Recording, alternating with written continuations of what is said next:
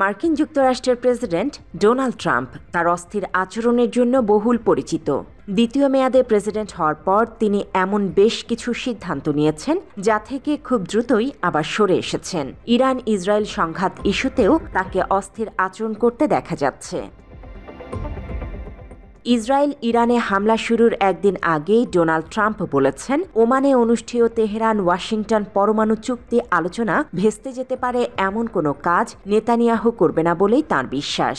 তবে হামলার পরই অবস্থান থেকে সরে এসে ইসরায়েলকে সমর্থন দেয়া শুরু করেন তিনি। এমনকি ইরানের সর্বোচ্চ নেতা আয়াতুল্লাহ আলী খামেনিকে হত্যার সক্ষমতার কথা জোর দিয়ে বলেন। তিনি তেহরান থেকে বেসামরিক লোকদের সরিয়ে নিতে এবং ইরানকে নিঃশর্ত আত্মসমর্পণের আহ্বান জানান। একাধিক গণমাধ্যমে খবর আসে, দু-এক দিনের মধ্যেই যুক্তরাষ্ট্র যুদ্ধে জড়িয়ে পড়তে পারে। তবে ট্রাম্প এখন বলছেন তিনি কি করবেন কেউই জানে না। তিনি এখনও কিছু করেননি। সর্বশেষ হোয়াইট হাউস জানিয়েছে, ট্রাম্প আগামী 2 সপ্তাহের মধ্যে ইরান ইস্যুতে সিদ্ধান্ত নেবেন। বিশ্লেষকদের অনেকেই এই 2 সপ্তাহের আলটিমেটামকে ট্রাম্পের পিছু হটা বলেই মনে করছেন।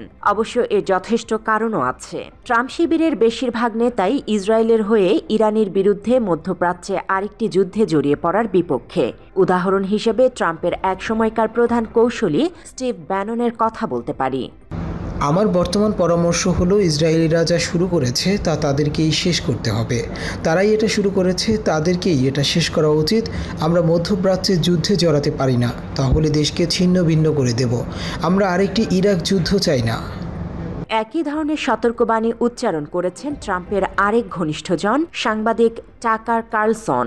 তিনি স্টিভ ব্যাননের সঙ্গে এক সাক্ষাৎকারে বলেন, আমরা যদি এর মধ্যে জড়িয়ে পড়ি তাহলে আমরা আমেরিকান সাম্রাজ্যের শেষ দেখতে পারি। এটি কার্যকরভাবে ট্রাম্পের প্রেসিডেন্ট পদের অবসান ঘটাতে পারে। কেবল ট্রাম্পের বাইরের বলয়ের ঘনিষ্ঠ লোকজন নয়, মার্কিন কংগ্রেসের অনেক আইন প্রণেতাই চান না ট্রাম্পের নেতৃত্বে যুক্তরাষ্ট্র ইরানে যুদ্ধে জড়িয়ে পড়ুক। সিনেটর বার্নি স্যান্ডার্স ট্রাম্পকে যুদ্ধে না জড়ানোর আহ্বান জানিয়েছেন।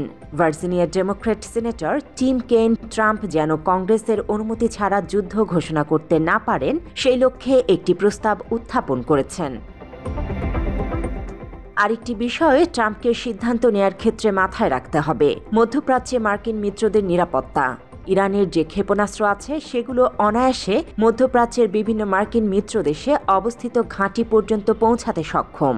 ফলে ইরান আক্রান্ত হলে মধ্যপ্রাচ্যের দেশগুলোতে অর্থাৎ সৌদি আরব, আরব আমিরাত, কুয়েত, বাহরাইন, ইরাক ও সিরিয়ায় থাকা মার্কিন ঘাঁটিগুলো আক্রমণ করে বসতে পারে, যা সেই দেশগুলোর নিরাপত্তা বিঘ্নিত করতে পারে।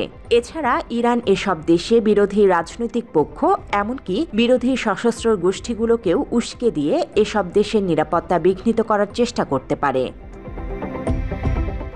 এ অবস্থায় মার্কিন যুক্তরাষ্ট্র মধ্যপ্রাচ্যের সব মিত্র দেশকে ঝুঁকির মুখে ফেলে ইরান আক্রমণ চালাবে কিনা তাও আমলে নেয়ার বিষয়।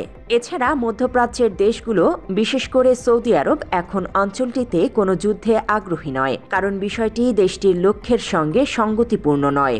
সৌদি আরব সামরিক শক্তি অর্জনের যে লক্ষ্য নিয়ে এগিয়ে যাচ্ছে, যুদ্ধ শুরু হলে তা বাধাগ্রস্ত হতে পারে।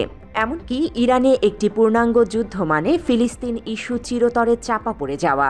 আরব বিশ্বসহ ইউরোপের কিছু দেশ ফিলিস্তিনকে স্বীকৃতি দেওয়ার যে পরিকল্পনা এগিয়ে নিয়ে যাচ্ছে সেটিও বাধাগ্রস্ত হতে পারে।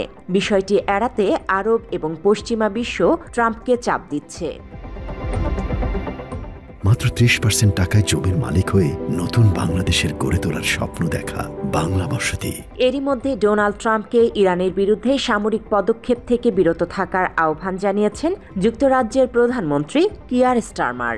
তিনি বলেছেন, এখন সংঘাত আরও ঘনীভূত হওয়ার বাস্তব আশঙ্কা রয়েছে। সব পক্ষকে কূটনৈতিক সমাধানের পথ বেছে নিতে হবে।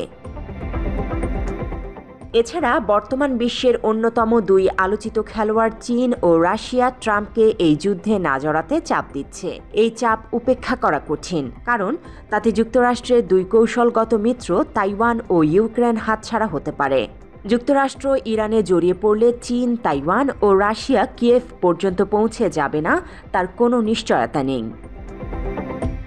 এই পরিস্থিতিতে ট্রাম্প এখনও ইরানের বিষয়ে সিদ্ধান্ত নিতে 2 সপ্তাহ নিয়েছেন। যুক্তরাষ্ট্রের প্রেসিডেন্টের অবস্থানে সাম্প্রতিক পরিবর্তন দেখে কিছু বিশ্লেষকের ধারণা, ডোনাল্ড ট্রাম্পের হয়তো স্পষ্ট কোনো কৌশল বা লক্ষ্য নেই, বরং তিনি সম্ভবত ইসরায়েলি প্রধানমন্ত্রী বেনিয়ামিন নেতানিয়াহুর প্ররোচনায় যুদ্ধে জড়িয়ে পড়ছেন।